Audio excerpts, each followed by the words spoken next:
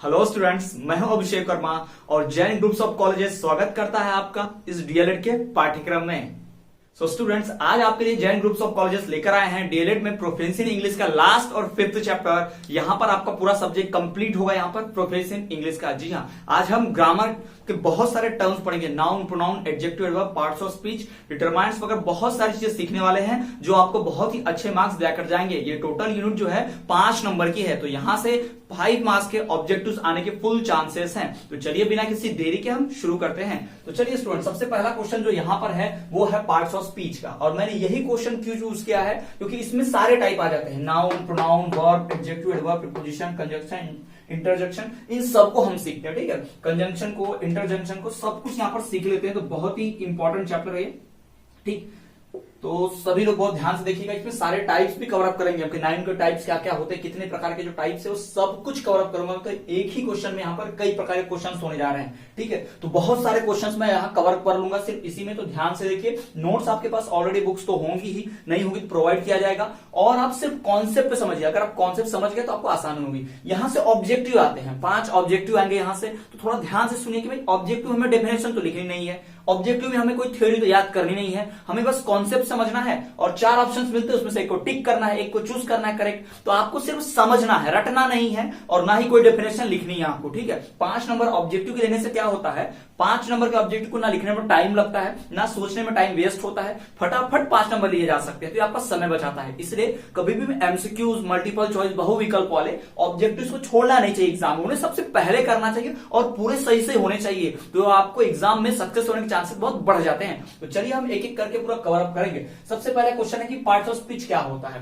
Parts of speech, speech मतलब बोलना। हमारे बोलने में हम जो जो चीजों का इस्तेमाल करते हैं, जैसे कोई भी सेंटेंस हमने बोला तो उस सेंटेंस में नाउन होगा, प्रोनाउन हो सकता है। अब बोलने में जिन जिन चीजों का प्रयोग करते हैं ना, उसे ही पार्ट्स ऑफ स्पीच कहते हैं। ठीक है, तो पार्ट्स ऑफ स्पीच जो है टोटल 8 होते हैं, हम सब पढ़ेंगे। तो parts of speech indicates how the word functions. कोई भी वर्ड, कोई शब्द कैसे काम करता है, उसका अर्थ, meaning as well as grammatically within the sentence, और उसका ग्रामर मीनिंग क्या है उस सेंटेंस में। ठीक है, सही ग्रामर, सही अर्थ, मीनिंग और उसका फंक्शनिंग किसी भी शब्द और सेंटेंस का, ये कौन बताता है, पार्ट्स ऑफ स्पीच बताता है। तो पार्ट्स ऑफ स्पीच टोटल 8 होते हैं, तो उन्हीं की बात हमें करनी है। There are 8 parts of speech. Noun, जिसे संज्ञा कहते हैं, प्रोनाउन सर्वनाम, वर्ब क्रिया, एडजेक्टिव विशेषण, एडवर्ब विशेष है ना, प्रीपोजिशन, कंजंक्शन, इंटरजेक्शन, ये सारे जो है पार्ट्स ऑफ स्पीच है। इन सबको आप ऑलरेडी जानते होंगे। तो मैं यहां पर आपको डेफिनेशन नहीं लिखाऊंगा, क्योंकि एग्जाम में डेफिनेशन आती भी नहीं है। एग्जाम में तो आपको सिर्फ इसका कॉन्सेप्ट आएगा, एडजेक्टिव दे देंगे 4 और पूछेगा उसमें से कौन सा एडजेक्टिव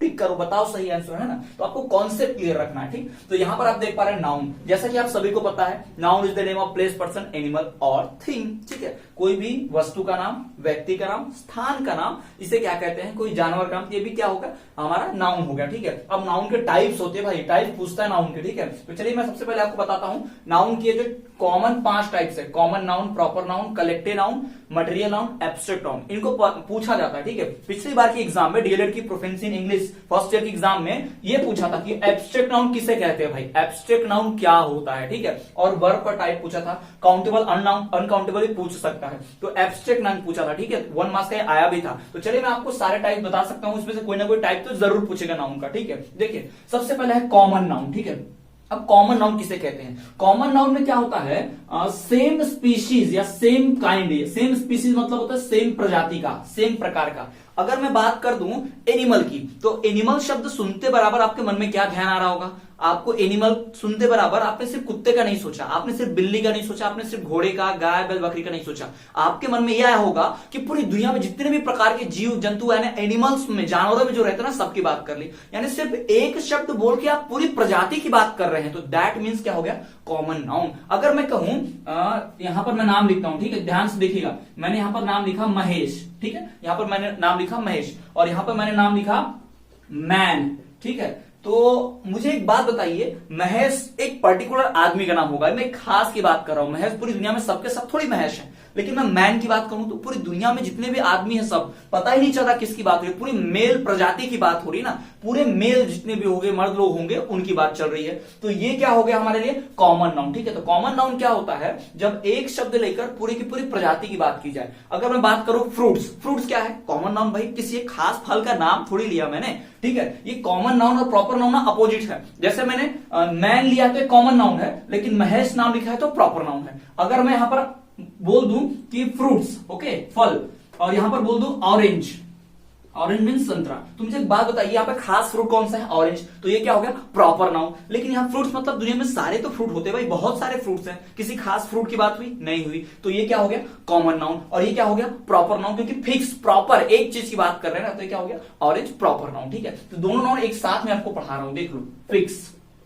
ठीक है, प्रॉपर नाउन का मतलब क्या होता है फिक्स नाउन होता है भाई। तो यहां पर आप देख पा रहे हो कि जब कभी पूरी की पूरी प्रजाति पूरी स्पीशीज की बात की जाती है तो क्या कहलाता है भाई कॉमन नाउन कहलाता है, लेकिन एक खास की बात की जाती है तो प्रॉपर नाउन कहलाता है। तो मेरे ख्याल से आप एक कॉमन नाउन और प्रॉपर नाउन समझ गए होंगे। अगर मैं बात करूं डॉग की तो वो प्रॉपर नाउन है, ठीक है, लेकिन एनिमल की बात करूं तो वो क्या है कॉमन नाउन है। अगर मैं बात करूं ग्रेप्स फ्रूट तो वो क्या हो गया हमारे लिए एक प्रॉपर नाउन है, लेकिन मैं सिर्फ फ्रूट की बात करूं तो कॉमन नाउन है। अगर मैं बात करूं मान लीजिए लोटस फ्लावर जो होता है या रोज गुलाब जो होता है उस फूल की बात करूं तो प्रॉपर नाम लिया तो कौन सा नाउन हो गया प्रॉपर नाउन। लेकिन अगर मैं बोल दूं कि फ्लावर्स आर ब्यूटीफुल तो यहां पे फ्लावर जो वर्ड है वो क्या है कॉमन नाउन है, कि सारे फूलों की बात हो रही है एक साथ। ठीक है, तो आई होप कि आपको समझा होगा कॉन्सेप्ट कॉमन और प्रॉपर का। ठीक है, कॉमन मतलब क्या होता है भाई सेम एक ही प्रजाति के सबकी बात की जा रही है।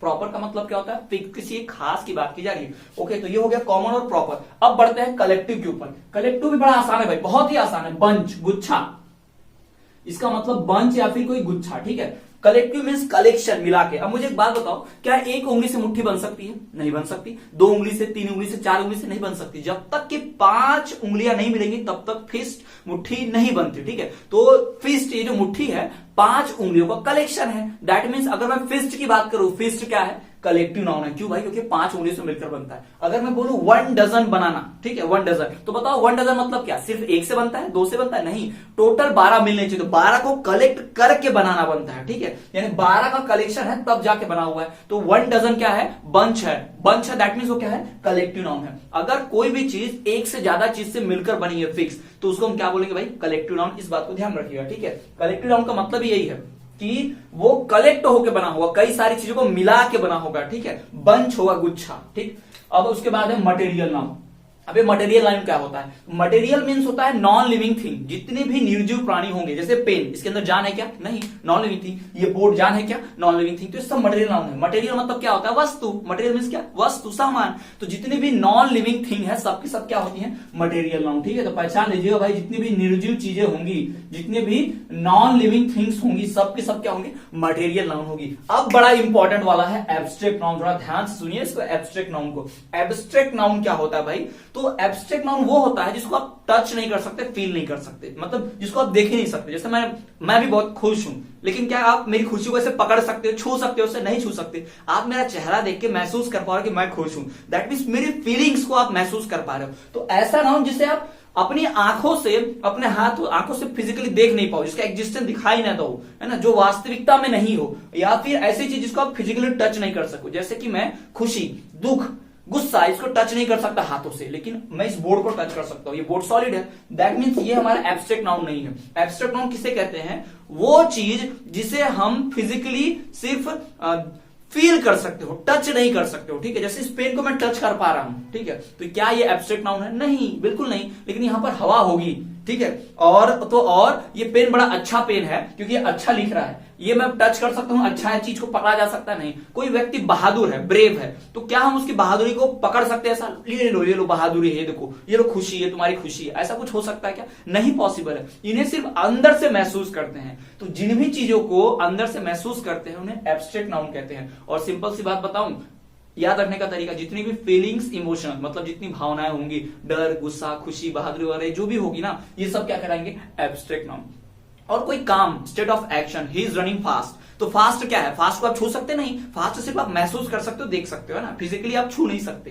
तो स्टेट ऑफ एक्शन, कोई क्रिया जब हो रही हो ना जस्ट, तब भी उसे क्या कहते हैं? Abstract noun. एब्स्ट्रैक्ट नाउन का मतलब सिर्फ फीलिंग समझो आप, फीलिंग्स, ठीक है। एब्स्ट्रैक्ट नाउन का मतलब फीलिंग्स, इमोशन, जिसे फिजिकली छू पाना पॉसिबल नहीं है। तो ये हो गया भाई हमारे लिए common noun, proper noun, collective noun, material noun और एब्स्ट्रैक्ट नाउन। मैं फिर से बताता हूं, अगर आप एक शब्द का नाम लेके पूरी की पूरी प्रजाति की बात करते हो तो वो क्या कहलाता है?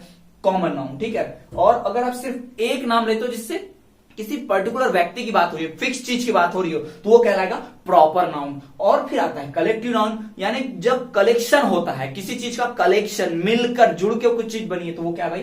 कलेक्टिव, दैट मीन बंच होगा, गुच्छा होगा, तो collective noun. Non living thing, जितनी भी निर्जीव चीजें होंगी, मटेरियल नाउन। और फिर जिन्हें भी हम सिर्फ फील कर सकते हो, महसूस कर सकते हो, फिजिकली टच नहीं कर सकते हो ना, ऐसे छू नहीं सकते, उन्हें कहते हैं एब्स्ट्रैक्ट नाउन। तो आई होप आपको नाउन के सारे टाइप्स क्लियर हो गए। इसमें से एक ऑब्जेक्ट तो गारंटेड है आएगा ही, ठीक है। तो ध्यान दे दीजिए यहां पर। अब चलते हैं अगले नाउन के टाइप्स की, ठीक है। अब नाउन के और भी टाइप होते हैं, सिंगुलर और प्लूरल, ठीक है। सिंगुलर और प्लूरल तो आप जानते होंगे भाई, एक वचन और बहुवचन, ठीक है। जो बुक है, BWO की बुक, ये क्या है? सिंगुलर। एक किताब है तो सिंगुलर। अगर दो किताबें हैं तो टू बुक नहीं करेंगे, इसको टू बुक्स कर देंगे, ठीक है। 3 बुक्स कर देंगे, सिंपल। अगर एक है तो उसमें SES नहीं लगता, और एक से ज्यादा है तो उसमें SES लगता है, ठीक है। तो आप ये बात तो जानते होंगे। तो नाउन के टाइप्स होते हैं नंबर के बेस पे, ये नंबर के आधार पर है, सिंगुलर, प्लूरल, ठीक है।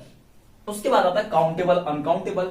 अगर किसी चीज को आप गिन सकते हैं तो काउंटेबल, अगर किसी चीज को नहीं गिन सकते तो अनकाउंटेबल। और मैं एक आइडिया बताऊं भाई, अभी आपके सामने दिखाता हूं, दूध, मिल्क और बुक। मुझे बताओ आप किसको गिन सकते हो?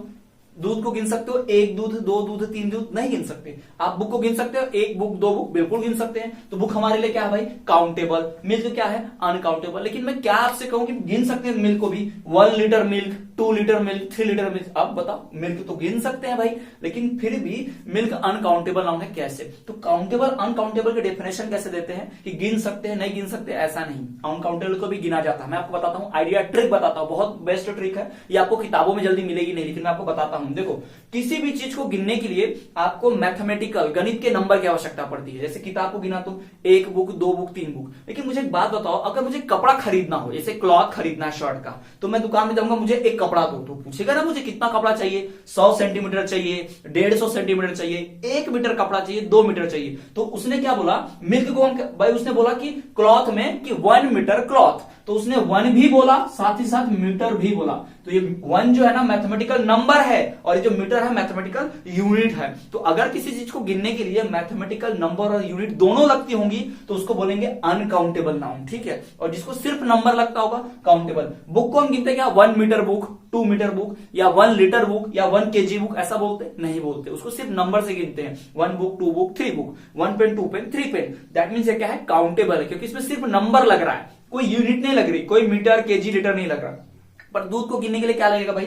1 लीटर दूध, है ना, 1 लीटर मिल्क। तो इसमें नंबर भी लगा, साथ ही साथ यूनिट भी लग गई। तो ये हमारे लिए क्या हो गया? अनकाउंटेबल। तो ये ट्रिक है, बड़ा शॉर्टकट ट्रिक है किसी भी चीज के काउंटेबल अनकाउंटेबल को पहचानने का, कि अगर कोई चीज गिनी जा सकती है सिर्फ नंबर की मदद से, तो बोलते हैं, हम उसको बोलते हैं काउंटेबल। लेकिन अगर उसको गिनने के लिए मैथमेटिकल नंबर के साथ साथ यूनिट भी लगे, नंबर के साथ साथ यूनिट भी लगे, तो उसको हम बोलेंगे अनकाउंटेबल। ठीक, आई होप कि आपको क्लियर हो गया होगा। तो ये हो गया आपका काउंटेबल और अनकाउंटेबल भी। चलिए अब पढ़ते हैं हम नाउन एज ए जेंडर के रूप में, कि नाउन को जेंडर के रूप में कैसे गिना जाता है। मैस्क्यूलाइन, मेल, अगर कोई चीज मेल है ना तो उसे मैस्क्यूलाइन बोलते हैं, ध्यान रखिएगा इसको।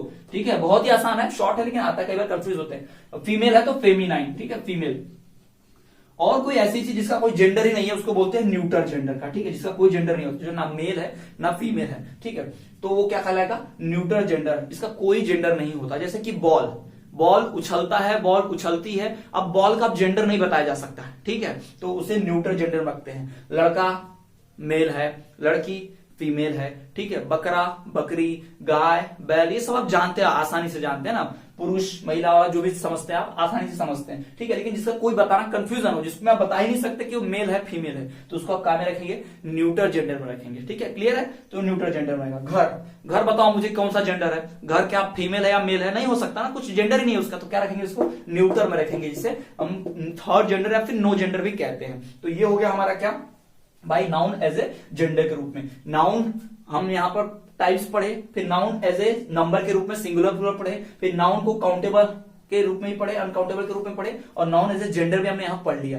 तो नाउन के बारे में इतना सब कुछ जान लिया मैंने, ठीक है। अभी भाई ये सब तो डिटेल में बहुत ज्यादा पढ़ाया जाता है और एक एक के लिए अलग अलग क्लास हो सकती है, लेकिन मैं यहाँ पर सिर्फ ऑब्जेक्टिव के लिए पढ़ना है, इसलिए आपको डिटेल में मैंने समझा ही दिया कॉन्सेप्ट की भाई कैसे करना है, पहचानना है, ठीक है। चलिए अब हम बढ़ते हैं, नाउन तो हमारा हो गया, अब बढ़ेंगे हम प्रोनाउन की तरफ, ठीक है। तो प्रोनाउन क्या है, नाउन से मिलकर बना है। जैसे कि हम कभी कुछ लिखते हैं, जैसे कि my name is Abhishek Verma, I am a teacher, तो मैं ऐसे तो नहीं बोलूंगा my name is Abhishek Verma, Abhishek Verma is a teacher, Abhishek Verma teachers English, Abhishek Verma is YouTube educator. मैं ऐसे तो नहीं कहूंगा ना, मैं ऐसे नहीं कहूंगा, क्यों? क्योंकि मैं बार बार अपना नाम नहीं लूंगा। जब भी आप भी करते हो तो आप भी नहीं बोलेंगे कि आप भी बार बार अपना नाम लेते नहीं, एक बार नाम ले लेंगे फिर बोलते आई आई, ऐसा बोलते ना। जैसे हम कोई ऐसे लिखते हैं, Mahatma Gandhi was born on 2 October, Mahatma Gandhi completed his education in England, ऐसा तो नहीं बोलेंगे हम बार बार महात्मा गांधी यूज नहीं करेंगे। महात्मा गांधी की जगह पर क्या इस्तेमाल करेंगे? ही इस्तेमाल करेंगे, एच ही, क्योंकि वो मेल है। तो नाउन के स्थान पर जिस वर्ड को लगाते हैं ना, उसे प्रोनाउन करते हैं। The word which is use in place of noun is known as pronoun. अब महात्मा गांधी की जगह ही लगाएंगे कि शी लगाएंगे?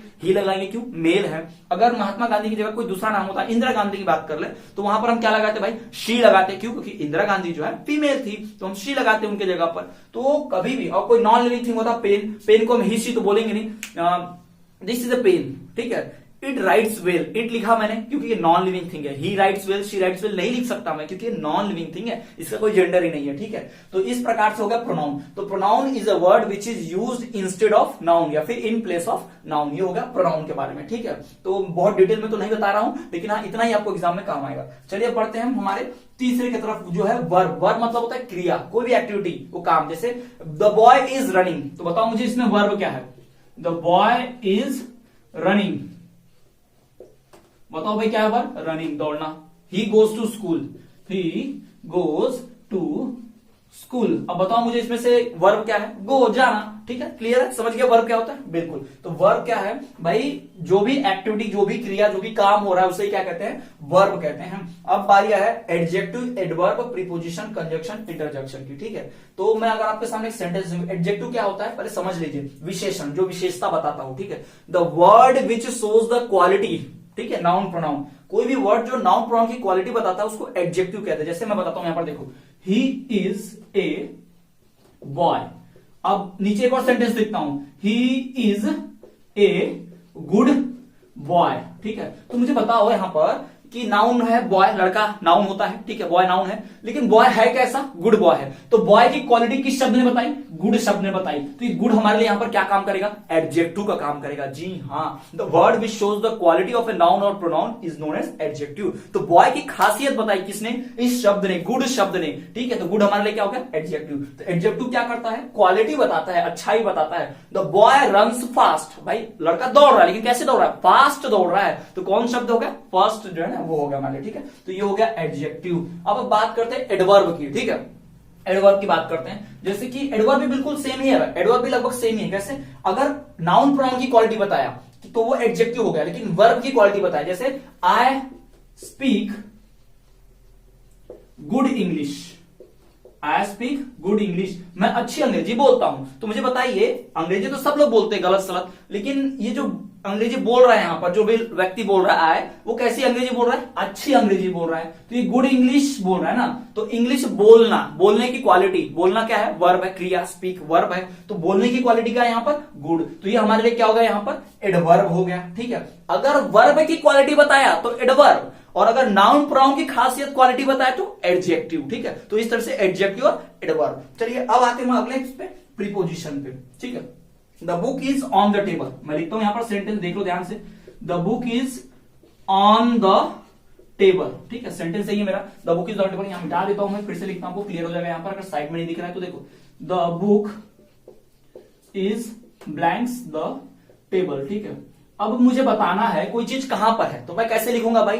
The book is on the table मतलब ऊपर, इन द टेबल टेबल के अंदर, over the table behind the table, beside the table, before the table, after the table. तो ये जो शब्द है ना, बताते हैं कि कौन सी चीज कहां पर रखी है, एग्जैक्ट पोजीशन, उसे ही क्या कहा जाता है, प्रीपोजिशन कहा जाता है। ठीक है, तो उन्हीं शब्दों को हम प्रीपोजिशन में गिनते हैं, उन्हें ही प्रीपोजिशन कहा जाता है। The word which shows the exact position, जो जगह बताते हो, स्थान बताते हो कि कौन सी चीज कहां है। जैसे मैं बताऊं pen, the pen is in my pocket. कौन से शब्द ने बताया कि पेन मेरे पॉकेट में है, इन ने बताया पॉकेट में है। The pen is on my hand, अब बताओ कौन से शब्द ने बताया कि ये मेरे हाथ पे, ऑन ने बताया। तो ऑन क्या है, प्रीपोजिशन।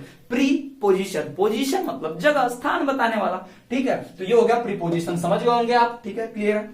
अब आते हैं कंजंक्शन के ऊपर। कंजंक्शन, कंजंक्शन क्या होता है कि ये जोड़ने का काम करता है। ठीक है, कंजंक्शन, नाम नहीं है, राम एंड श्याम। तो मुझे बताओ, राम और श्याम दो शब्द है, इसको किस शब्द ने जोड़ा है, एंड ने। तो एंड हमारे लिए क्या है, conjunction. The word which joins the sentence, जी हाँ, वो वर्ड जो दो वर्ड या फिर दो सेंटेंसेस को ज्वाइन करता है। जैसे कि मैं सेंटेंस बोलता हूं, I was going but suddenly rain come, मैं जा रहा था लेकिन बारिश आ गई। तो कौन सा शब्द ने दो सेंटेंस को जोड़ा, लेकिन बारिश आ गई और मैं जा रहा था, बट ने जोड़ा था। बट क्या है, हमारे लिए कंजंक्शन है। ठीक है, ये ध्यान रखिएगा भाई, कंजंक्शन क्या होता है, ऐड करता है, जोड़ने का काम करता है। और सिंपल बताता हूं, जब कभी आप कोई सेंटेंस बोल रहे हो, कोई वाक्य बोल रहे हो और आपको अपना बोलने का टोन जो है चेंज करना पड़े, he was going but he fail, वो जा रहा था लेकिन गिर गया, कहां रुकना पड़ा हमको, he was going but he fail. कहां रुके थे, he was going but he से रुके थे भाई। तो बट क्या होगा हमारे लिए, कंजंक्शन। तो जब आप सेंटेंस बोलते हो तो बीच में की अटकना पड़े, तो वही हमारे लिए क्या है, कंजंक्शन है। ठीक है, तो ये बात कर ली हमने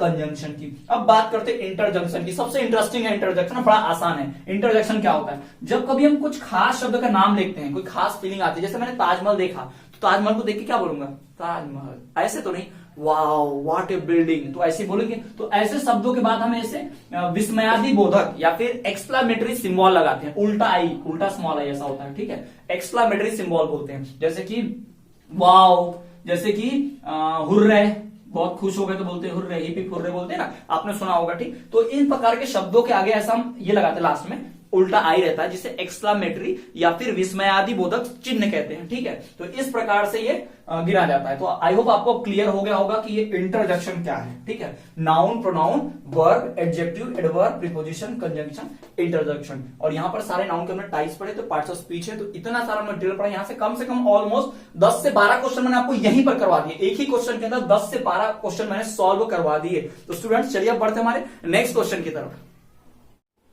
सो स्टूडेंट्स, अगला क्वेश्चन जो हम करने जा रहे हैं वो बहुत ही इंपॉर्टेंट है। ये न सिर्फ आपके इस डीएलएड के एग्जाम से, लेकिन आप भविष्य में जितने भी एग्जाम्स करेंगे, चाहे आप बीएड की परीक्षा दें, कुछ भी परीक्षा दें, हर प्रकार के इंग्लिश का पेपर में, ग्रामर सेक्शन में इसका सवाल जरूर ही आता है, जो है आर्टिकल। जी हाँ, आर्टिकल और उसके टाइप्स की। तो चलिए उसकी बात हम कर लेते हैं। तो आर्टिकल्स जो होते हैं वो किसी भी नाउन प्रोनाउन के आगे लगते हैं, उसे एडजेक्टिव की तरह ही वर्क में लिया जाता है, काम में लिया जाता है। तो दे एक्ट लाइक एडजेक्टिव्स, और टोटल 3 आर्टिकल्स होते हैं, ए एंड द। शायद आप जानते भी होंगे, ठीक है, नहीं भी जानते कोई दिक्कत नहीं है। आर्टिकल्स 3 होते हैं, ए एंड द। ठीक है, जैसे the book, the sun rises in the east हम लिखते हैं ना, तो द लगाए, उसके आगे क्या है, वो आर्टिकल है। ठीक है, द ताजमहल हमने कहा तो द क्या है, आर्टिकल है। ए बुक, ए हमने बोला तो क्या है, आर्टिकल है। ठीक है, तो द ताजमहल, ए बुक, ये सब आर्टिकल्स है। तो 3 तरह के आर्टिकल्स होते हैं, ए एंड द, 3 आर्टिकल होते हैं। और 2 टाइप्स होते हैं इसके। ठीक है, कौन से 2 टाइप्स होते हैं भाई, इनडेफिनेट आर्टिकल्स, ए और एन को इनडेफिनेट आर्टिकल कहा जाता है, और द को डेफिनेट आर्टिकल। डेफिनेट मतलब फिक्स,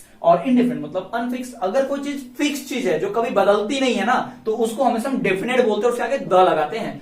कभी आपको एग्जाम में आ गया, मान लो पूछ दे कि बताओ डेफिनेट आर्टिकल कौन सा है, तो भाई सोचना ही नहीं है, डेफिनेट आर्टिकल एक ही होता है, कौन सा, द, एक ही होता है। और कभी पूछ दे इनडेफिनेट आर्टिकल कौन सा है, तो आपको बताना पड़ेगा देयर आर 2 इनडेफिनेट आर्टिकल्स, ए और एन, ये 2 इनडेफिनेट आर्टिकल्स होते हैं। ठीक है, अब मैं आपसे सवाल पूछूंगा, मैं आपको बताऊंगा कि भाई किसके आगे द लगाते, कब एन लगाते, कब ए लगाते, इससे कुछ नियम्स हैं। ठीक है, जैसे कि हम बोलते हैं हमेशा ए सन कभी नहीं बोलते, हमेशा द सन ही बोलते हैं। क्यों भाई द सन ही क्यों बोलते हैं, सन में ऐसा क्या खास है। ए ताजमहल नहीं बोलते, हमेशा द ताजमहल ही बोलते हैं, ऐसा क्या खास है। तो द इसलिए बोलते हैं क्योंकि जो चीज पूरी दुनिया में एक होगी, अब द का नियम सुन लो आप, मैं पढ़ाने भी जा रहा हूं नियम, देख लो। द को लगाने का नियम बड़ा आसान है। ये ग्रामर जो है ना, छोटे बच्चों से लेके पीएचडी लेवल तक का आर्टिकल यही रहता है, पूरी जिंदगी यही रहेगा। तो अभी पढ़ लोगे तो हमेशा काम आएगा। तो देख लो इसे, द को नियम क्या है लगाने का। अगर कोई चीज पूरी दुनिया में परम सत्य है, यूनिवर्सल ट्रूथ है, ठीक है, इस बात को समझो आप। यूनिवर्सल ट्रूथ की बात मैं क्या कर रहा हूं, यूनिवर्सल ट्रूथ क्या होता है, परम सत्य। मतलब पहले भी वैसा होता था, आज भी वैसा होता है और भविष्य में फ्यूचर में भी वैसा ही होगा। जैसे कि the sun rises in the east, sun कहां उगता है, सूरज कहां उगता है, ईस्ट से। कल को कहां हुआ था भाई, पश्चिम से तो नहीं हुआ था ना, ईस्ट से ही हुआ था। आज कहां सुबह कैसे होगा, ईस्ट से होगा। कल सुबह कहां से उगेगा, ईस्ट से उगेगा।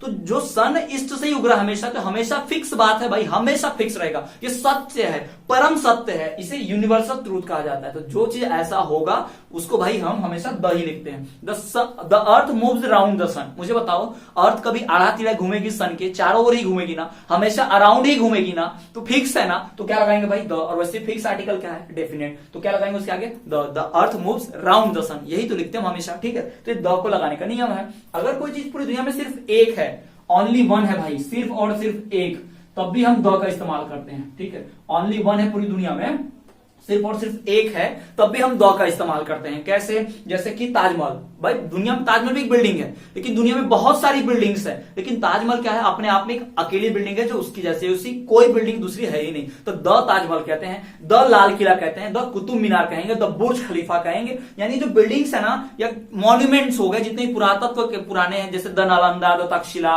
है ना, द हड़प्पा, ये सब आप पढ़े होंगे। तो ये सारी चीजें जो है, ये सब पूरी दुनिया में सिर्फ एक है, ओनली वन, इसलिए उनके आगे द लगाते हैं, ठीक।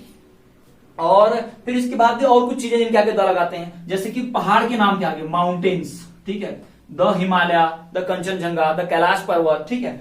माउंटेन्स के नाम के आगे, ट्रेन के नाम के आगे भी द लगता है भाई, ट्रेन, कोई भी ट्रेन, द शताब्दी एक्सप्रेस, द राजधानी एक्सप्रेस, है ना, जो भी the Rapti Sagar express, train के नाम के आगे भी द लगता है। और तो और मैं आपको बता दूं कि भाई जो रिवर्स होती नदियां, उनके नाम के आगे भी द लगता है, the Ganga, the Sutlej, the Brahmaputra, the Yamuna, इनके आगे भी द लगता है। और द कहां लगता है, हॉली बुक्स यानी कि धार्मिक ग्रंथ, the Gita, the Mahabharata, the Ramayana, the Bible, the Quran, the Guru Granth Sahib, जी हाँ, ये सारी जो धार्मिक पुस्तकें, इनके आगे भी द ही लगता है, ठीक है। माउंटेन्स के नाम के आगे, ट्रेन्स के नाम के आगे, रिवर्स के नाम के आगे, हॉली बुक्स यानी कि धार्मिक पुस्तकों के नाम के आगे, और प्लैनेट्स ग्रहों के नाम के आगे, जी हाँ, मरकुरी, विनस, अर्थ, इनके आगे भी क्या लगता है, द ही लगता है, ठीक है, क्योंकि वो सब एक एक है, ठीक। तो ये द का लगाने का नियम है, कहां कहां द लगता है मैंने आपको पढ़ा दिया, कहां कहां डेफिनेट आर्टिकल, फिक्स आर्टिकल लगता है। अब मैं आपको बात करता हूं भाई ए और एंड की, ठीक है।